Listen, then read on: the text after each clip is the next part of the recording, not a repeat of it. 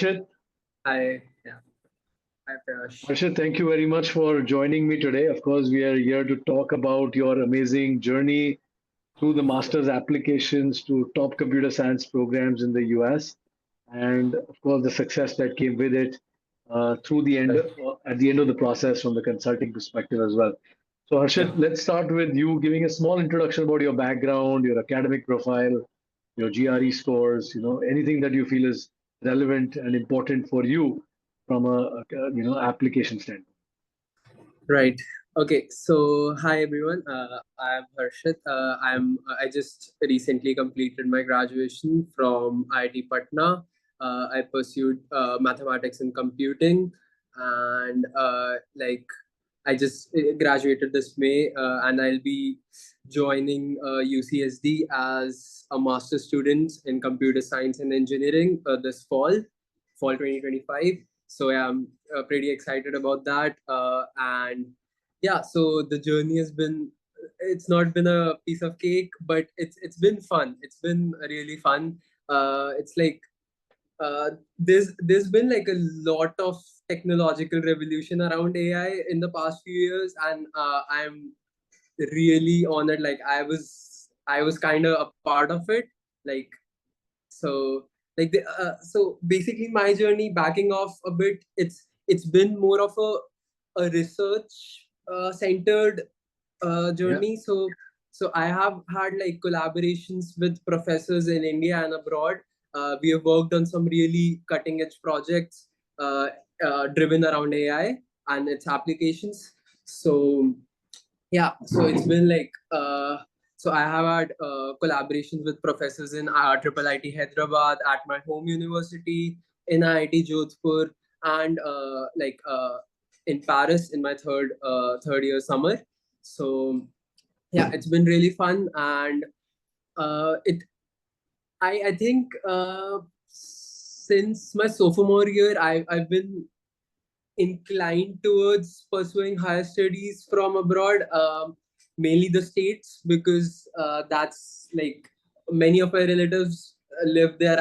I've heard a lot about the States. I've been around the culture growing up, so it's like a really nice opportunity, like for me. And yeah, there've been like a lot of small. It's like the decision and the acceptance, everything has been like aggregation of very small steps, right? Correct. So It it's absolutely right. I think in terms of looking back, right, like the foundation for a Yeah. top school admit doesn't start in the final year of your engineering program. Yeah.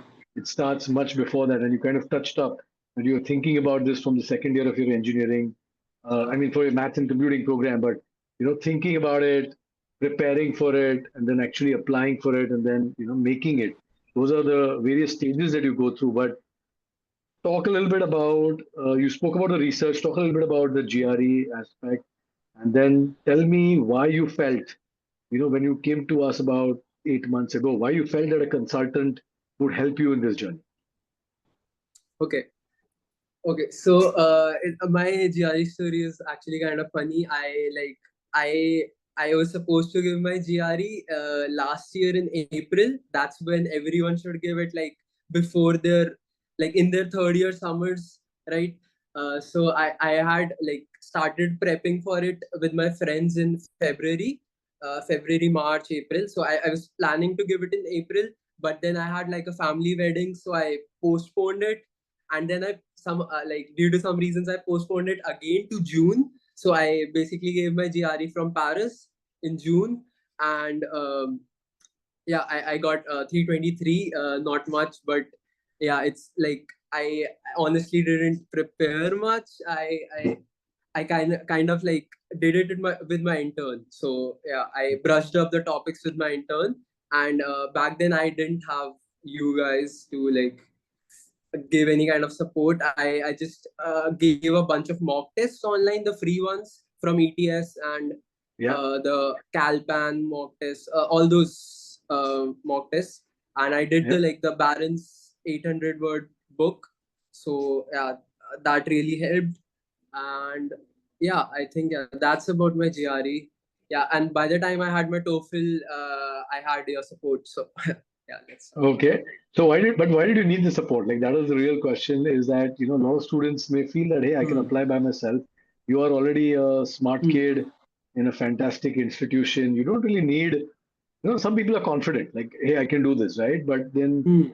it's not about confidence only. It's also about getting help in and realizing that maybe, having two opinions might be better than one. So what made you, being a student who's from a top institute, decide to choose to have a consultant?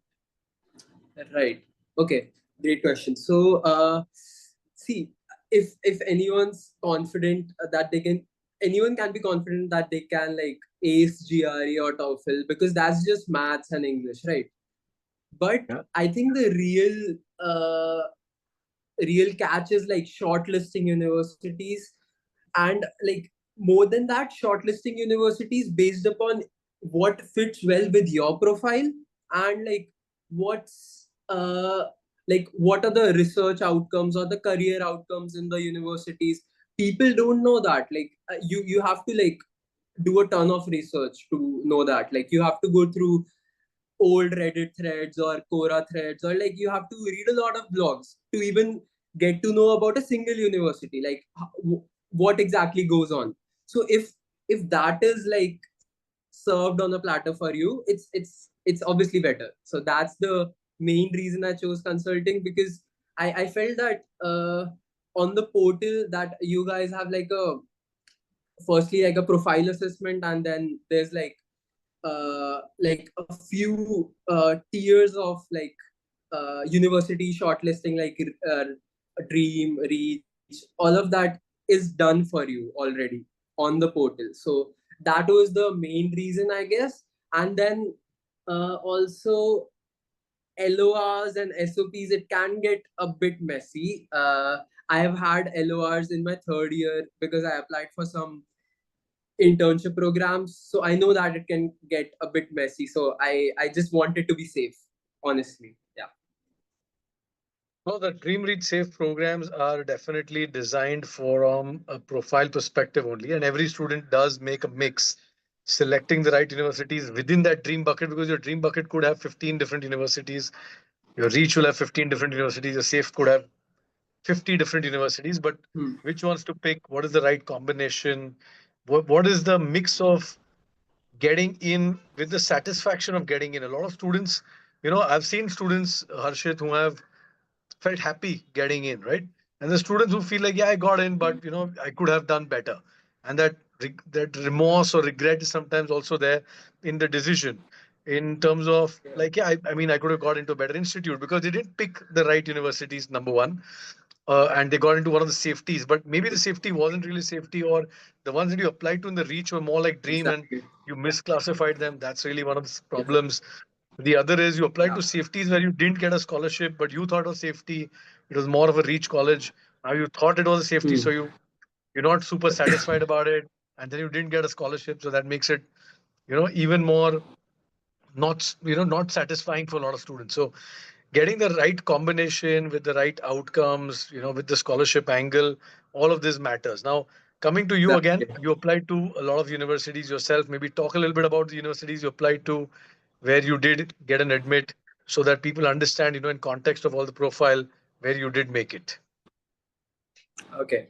So okay, I basically applied UCSD, UCLA, and then UMich, and there were some reach and safe schools, Purdue, TAMU, all of those schools. And yeah, it's like uh, I think one of the key things that got me into UCSD itself. So I got into UCSD and NYU Courant for MSCS, and I think one of the key things that got me there was like I was being mentored by a UCSD alum himself. So I was mentored by Harshit. So he's like a AI engineer at Meta in the Valley right now, and he graduated from UCSD 2 years back. So he's been like a great help, and of course you. So like it's just been like a lot of support that led to that acceptance. Yeah. Cool. So yeah, getting in and of course having a alum from the caliber of school that you're looking for, right? Because at LilacBuds Exactly. specifically, pretty much every single mentor on our team comes from a top institute, right? Whether it be Carnegie Mellon, somebody from Columbia, somebody from Northwestern. So we've got a bunch of students based on the target schools that they're trying to make it. But getting into Courant again, right? Like even NYU Courant is much more complex, much more selective than NYU Tandon is. And you were very specific. I remember that, sir, we'll go for Courant and not for Tandon at that point Yeah. in time because of Tandon takes in maybe 250 students while Courant takes in only 50 to 80 students. So it is a highly selective program from the Right. CS perspective. And even Right. the other school list, right? Like you had applied to some of the safety schools and you didn't make it to some of those relatively Yeah. safe schools also, right? Yeah. So UCSD was much higher in the pecking order Yeah. compared to some of the other schools that we also applied to. So it's very important for students that you and I are similar in that sense, right? I didn't get into one of my safety schools, but I got into my dream school. You also have a similar situation as well, and that's what I think gives a lot of satisfaction as well, that you made it into one of the better ranked programs, also the ones that you're really aspiring for. And while Right. I started with a very small scholarship, you also probably have the same story with no scholarship at this point in time, or large scholarship, right? But it's very important that you build from there, because one thing you must have learned from Harshil, and another thing I would tell students is there are opportunities on campus which are not just RA and TA positions. There are a lot of opportunities for gaining scholarships.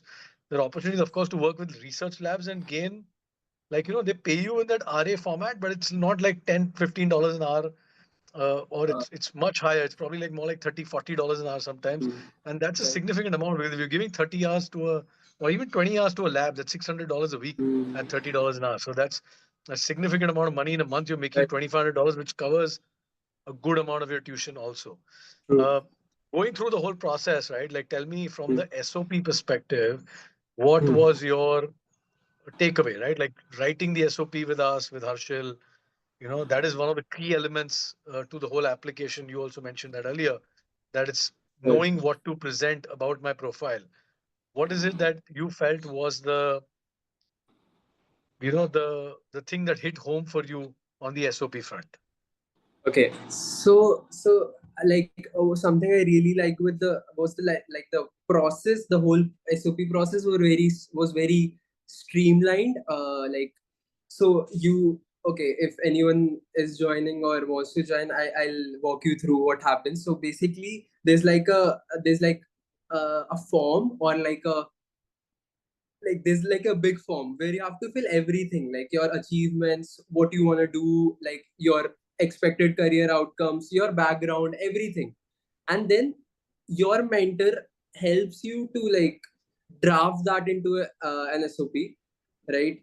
I like, for me, I just had some SOP lying around from my third year, because I remember I applied to this Viterbi ka summer program, RISS, I Okay. remember. Okay. So Okay. I just had that SOP. So it was like a year-old SOP.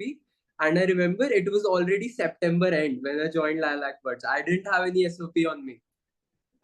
So yeah, it was kind of stressful, but then that really helped. That whole process of drafting a SOP based upon your those all of those questions, those introspective questions really helped me. Yeah, that's And you have to talk a little bit about your goals, right? Like, I think some part of your SOP that we hmm, worked on, there were elements regarding which faculty you want to work with, why do you want to work with the yeah, faculty, what skills you already have that connect you with that faculty. Because programs, after coming from a research background and trying for programs which are known for research intensity as well as academic rigor, you're going to aim correct. for connecting the dots in terms of what the university also seeks from the candidate. Now, Hmm, Harshit, you have yourself seen, many of your own friends with better GRE scores not get into the same institute, yeah. somebody with a so-called better profile not make it. So the importance of the SOPs kind of resonated in some of those True. aspects. Would you say that? Yeah, I would say so. I think the materials that you send to the university, all the LORs, even the SOP, they really look into those. It cannot be like a generic thing that you send to every single university. It should be like you should like have a really clear idea of what you want to do there in the next 2 years, who you want to work with, what do you want to do after. All of that really matters, and that goes into making your SOP. So that's like the core, not like your past experience. Obviously, that is there, but yeah, it's like it's not something generic. Yeah. How many drafts did you land up doing for your first college's SOP? Oh, okay. I think so. I basically, there was a point that I also went through. There are some guidelines that the universities also give, right? There are some SOP guidelines specific to every university that they give. So I think, yeah, my first deadline was for UCLA. So they had like a blog. So I remember like I reiterated through my SOP 2 to 3 times, and I bugged Harshit every time. Like I used to have calls with him. I think early December or even November, starting November. Yeah, it's all that throughout that period. It was just getting reiterating, getting refined, and like yeah, that's how I landed up with my final SOP. Yeah. Okay, so three drafts is not bad. We've got students who've done five or six probably by the time they've got to the first college. But it's good that you had that kind of clarity, and in a fewer drafts you managed to get there. Final thoughts here, like if you are talking to somebody who's now going to start this journey, maybe is also in the Mm. same boat as you, around Mm. June, has taken their GRE, looks to Right. start. What would be a couple of things that you tell them in terms of what should they do to make sure that they are also securing the kind of admits that you sought after, that are most sought after as well. Right. Okay. So uh, I think like if anyone's from like a even a B tier college, let's say, GRE and TOEFL is something that you can ace. If you have like good high school maths in your hands, you can like, or like you just do some words, remember some words, practice every day. It's like you can ace it. But I think, okay, so the real deal starts around August or September when the application starts rolling in.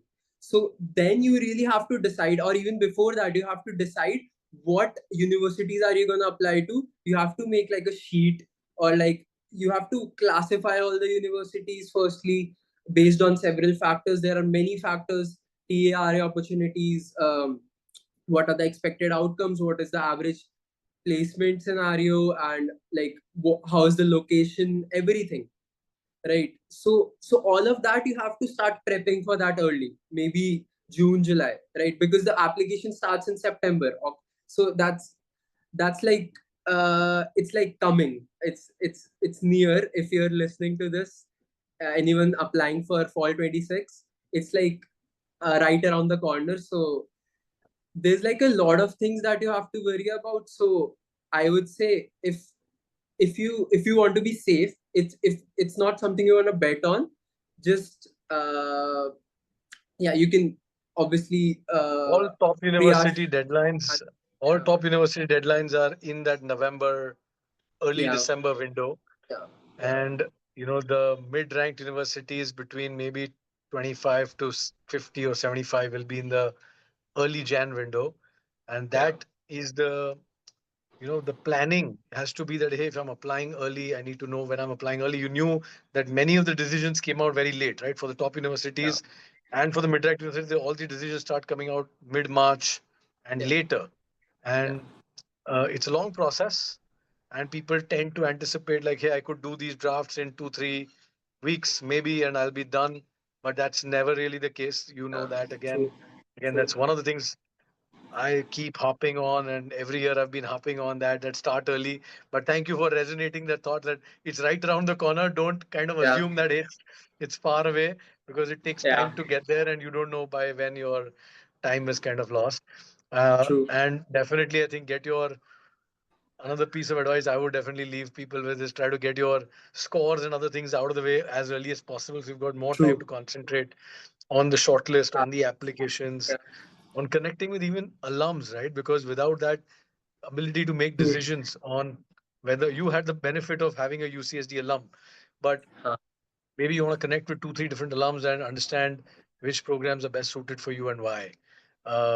And what are the career opportunities post that as well. So cool. Thank you, Harshit, so much. Brilliant journey and lovely Yes. chatting with you today, and for you to share all your thoughts with us. Likewise. And thank you for trusting us with your applications as well. Look forward to staying in touch, and of course, best of luck for your visa as you go through that now. Yeah. And once you're there, we'll be happy to keep seeing pictures of you on campus and coming on board maybe as a mentor at some point. Sure. Yeah. Okay. Yeah. Thank you for hosting me, sir. Yeah. Thank you so much, Harshit. Thank you. Bye. Okay. Bye. Okay. Bye.